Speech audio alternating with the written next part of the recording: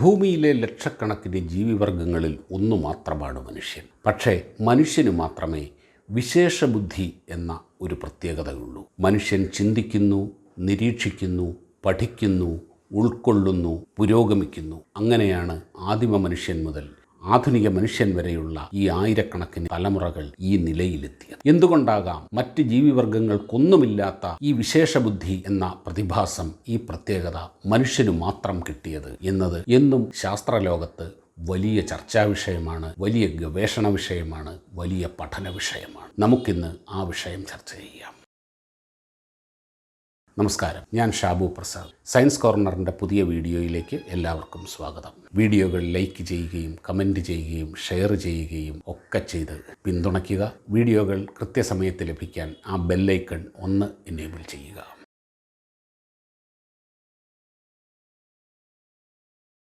ഈ പറഞ്ഞതുപോലെ എന്തുകൊണ്ടാകാം മനുഷ്യന് മാത്രം വിശേഷബുദ്ധി എന്ന ഈ പ്രത്യേകതയുണ്ടായത്, ഈ പ്രതിഭാസമുണ്ടായത്? ഇതിനെപ്പറ്റി ഒരുപാട് തിയറികൾ, ഒരുപാട് വ്യാഖ്യാനങ്ങൾ ലോകത്തിൽ പല ഭാഗത്ത് നിലവിലുണ്ട്.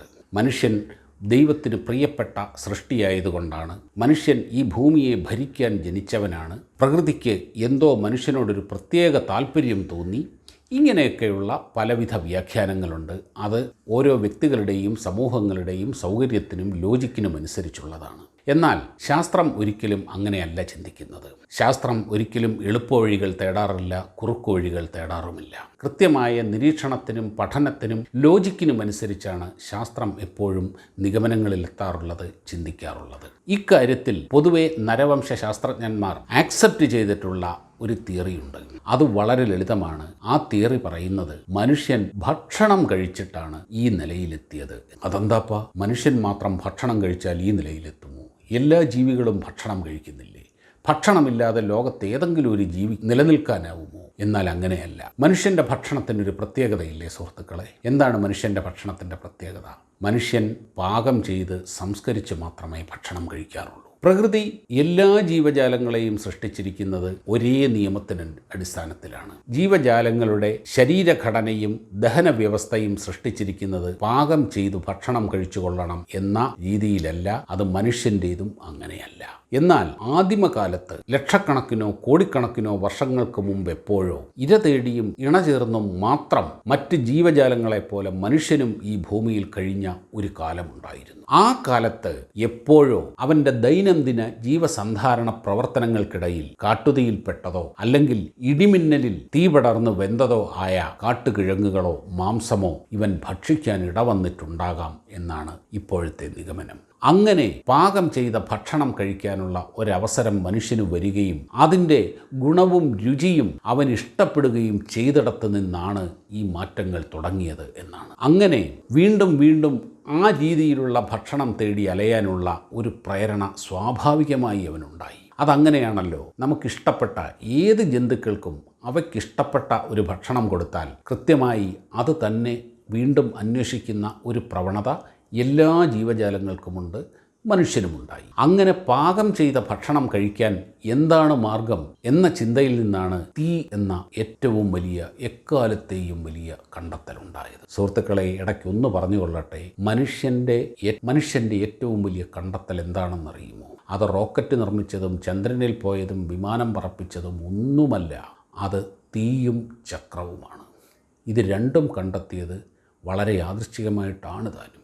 മുളകൾ പോലെയുള്ള പരിപരുത്ത പ്രതലങ്ങൾ ഉരയുന്നത് കണ്ടപ്പോൾ അതിൽ തീപ്പൊരികൾ ഉണ്ടാകുന്നത് ശ്രദ്ധിച്ചതിൽ നിന്നാകാം മനുഷ്യൻ ആദ്യമായി തീ കണ്ടെത്തിയതും അത് നിർമ്മിച്ചതും. ആ തീയിൽ വെന്ത ഭക്ഷണങ്ങൾ കഴിച്ചു തുടങ്ങിയപ്പോഴാകാം അവനിൽ പരിണാമത്തിൻ്റെ വേഗത വർദ്ധിച്ചത്. പാകം ചെയ്ത ഭക്ഷണം കഴിക്കുമ്പോൾ എന്താണ് സംഭവിക്കുക? സാധാരണഗതിയിൽ പറഞ്ഞല്ലോ, ഒരു ജീവജാലങ്ങളെയും പ്രകൃതി സൃഷ്ടിക്കുന്നത് പാകം ചെയ്ത ഭക്ഷണം കഴിക്കുന്ന രീതിയിലല്ല. അങ്ങനെയല്ല അതിൻ്റെ ദഹന വ്യവസ്ഥയും അതിൻ്റെ തലച്ചോറും അതിൻ്റെ ശരീരവും ഒന്നും രൂപകൽപ്പന ചെയ്തിരിക്കുന്നത്. എന്നാൽ അതിന് പറഞ്ഞിട്ടില്ലാത്ത, അതിന് സംവിധാനം ചെയ്യപ്പെട്ടിട്ടില്ലാത്ത രീതിയിൽ അവൻ സംസ്കരിച്ച ഭക്ഷണം കഴിച്ചു തുടങ്ങുമ്പോൾ, മൃദുവായ ഭക്ഷണം കഴിച്ചു തുടങ്ങുമ്പോൾ ആ ദഹനേന്ദ്രിയ വ്യവസ്ഥയ്ക്ക് മുഴുവൻ ഒരു മാറ്റം വരികയാണ്. ആ മാറ്റം ആ വ്യവസ്ഥകളെ നിയന്ത്രിക്കുന്ന തലച്ചോറിനും ഉണ്ടാകുന്നു. ആ തലച്ചോറിലുണ്ടാകുന്ന ആ മാറ്റത്തിലൂടെ ഇതിന് ഭക്ഷണം ദഹിപ്പിക്കാനുള്ള ഇതിൻ്റെ കപ്പാസിറ്റി വളരെ കുറച്ചു മതിയാവുന്നതുകൊണ്ട് ബ്രെയിനിന്, നമ്മുടെ തലച്ചോറുകൾക്ക് കൂടുതൽ ജോലി ചെയ്യാനുള്ള സ്പേസ് അവിടെ ലഭിക്കുന്നു. നമ്മുടെ കമ്പ്യൂട്ടറുകളിൽ എങ്ങനെയാണ്? അതിൽ നിന്ന് കുറേ ഫയലുകൾ നീക്കം ചെയ്യുമ്പോൾ, അതിൽ നിന്ന് കുറേ ലോഡുകൾ നീക്കം ചെയ്യുമ്പോൾ കമ്പ്യൂട്ടറിൻ്റെ കപ്പാസിറ്റി കൂടാറില്ലേ? ഫോണിൻ്റെ കപ്പാസിറ്റി കൂടാറില്ലേ? എന്ന് പറഞ്ഞതുപോലെ ഭക്ഷണം ദഹിപ്പിക്കാനും പ്രോസസ്സ് ചെയ്യാനുമുള്ള ലോഡ് തലച്ചോറിന് കുറഞ്ഞു വന്നപ്പോൾ ആ തലച്ചോറിൻ്റെ കപ്പാസിറ്റി അതിനനുസരിച്ച് കൂടി. അങ്ങനെയാണ് മനുഷ്യൻ ചിന്തിക്കാൻ തുടങ്ങിയത്, നിരീക്ഷിക്കാൻ തുടങ്ങിയത്, ചുറ്റുപാടുകളുമായി സംവദിക്കാൻ തുടങ്ങിയത്, അതിൽ നിന്ന് പാഠങ്ങൾ പഠിക്കാൻ തുടങ്ങിയത്, ആ പാഠങ്ങൾ ഉൾക്കൊള്ളാൻ തുടങ്ങിയത്, അത് ഉൾക്കൊണ്ടുകൊണ്ട് പുതിയ പുതിയ മാർഗങ്ങൾ തേടാൻ തുടങ്ങിയത്. അങ്ങനെയാണ് അവൻ കൃഷി ചെയ്യാൻ തുടങ്ങിയത്. അങ്ങനെയാണ് മൃഗങ്ങളെ ഇണക്കി വളർത്താൻ തുടങ്ങിയത്. അങ്ങനെയാണ് കൂട്ടമായി ജീവിക്കാൻ, സമൂഹങ്ങളായി ജീവിക്കാൻ തുടങ്ങിയത്. ആ സമൂഹങ്ങളിൽ നിന്നാണ് സംസ്കാരങ്ങളുണ്ടായത്, പുരോഗതിയുണ്ടായത്. അങ്ങനെയാണ് മനുഷ്യൻ ഇന്നീ കാണുന്ന അവസ്ഥയിലേക്ക് എത്തിയത്. ഇത് 1-2 ദിവസം കൊണ്ടോ വർഷം കൊണ്ടോ നൂറ്റാണ്ട് കൊണ്ടോ സഹസ്രാബ്ദങ്ങൾ കൊണ്ടോ ഉണ്ടായതല്ല.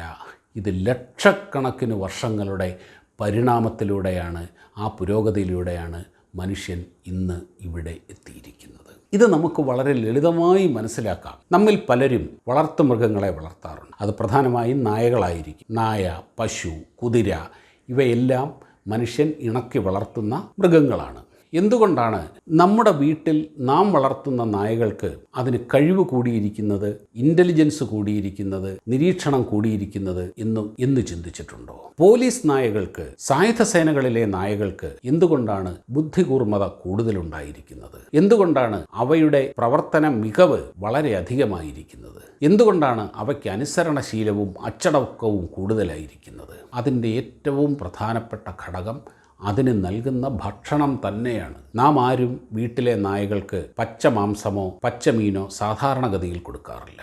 അതിന് സാധിക്കുന്ന രീതിയിൽ മഞ്ഞളൊക്കെ ഇട്ട് വേവിച്ച മീനും മാംസവും ചോറും ഒക്കെ തന്നെയാണ് നാം സാധാരണഗതിയിൽ നമ്മുടെ വീട്ടിലെ നായകൾക്ക് കൊടുക്കാറുള്ളത്. അല്ലെങ്കിൽ ഡോഗ് ഫുഡാണ് കൊടുക്കാറുള്ളത്. ഒരിക്കലും പച്ച മാംസവും പച്ച മീനും അതിൻ്റെ റോ അവസ്ഥയിൽ നാം നമ്മുടെ വീട്ടിൽ വളർത്തുന്ന നായകൾക്ക് കൊടുക്കാറില്ല. ആ ഭക്ഷണമാണ് അവയിൽ സംസ്കാരമുണ്ടാക്കുന്നത്. നാം പറയുന്നത് മനസ്സിലാക്കാനും അനുസരിക്കാനുമുള്ള ആ അവസ്ഥയിലേക്ക് അതിൻ്റെ ബ്രെയിനിനെ സംവിധാനം ചെയ്യുന്നത്. കാടുകുലുക്കി നടക്കുന്ന ഗജവീരന്മാരെ വാരിക്കുഴിയിലിട്ട് പിടിച്ച് നാട്ടിലെത്തിച്ച് അവയെ ചട്ടം പഠിപ്പിക്കുമ്പോഴും അവയെ ഒരു അനുസരണയുള്ള മൃഗമാക്കി മാറ്റുന്നത് ഏറ്റവും പ്രധാനം അതിന് കൊടുക്കുന്ന ഭക്ഷണത്തിൽ കൂടെ തന്നെയാണ്. ആനകളെ നമ്മൾ പരിപാലിക്കാറുണ്ട്. നാം കൊടുക്കുന്ന പരിപാലനവും നാം കൊടുക്കുന്ന ഭക്ഷണവും ഒക്കെ തന്നെയാണ് ആനകളെ ഒരു നല്ല ജന്തുവാക്കി, നല്ല ഒരു വളർത്തുമൃഗമാക്കി മാറ്റുന്നത്.